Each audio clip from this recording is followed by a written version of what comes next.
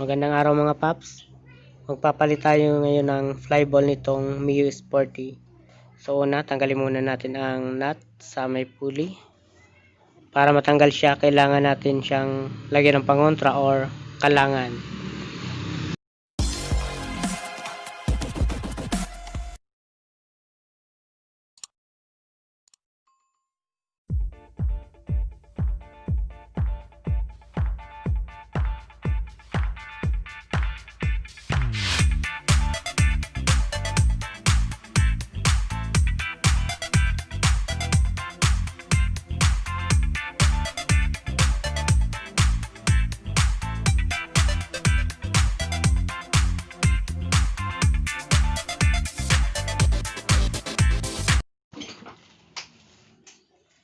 So eto na nga guys, ang isa sa mga salarin sa paghina ng hatak ng ating mga scooter, ang flyball. Ayan, kung makikita nyo, meron siyang mga kanto na.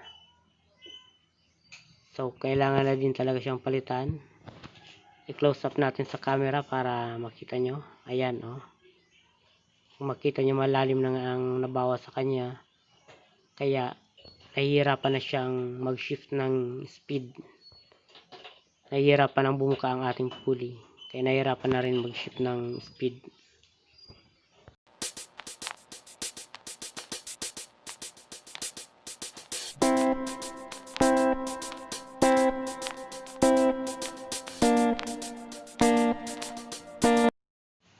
So ilagay na natin ang mga bagong flyball.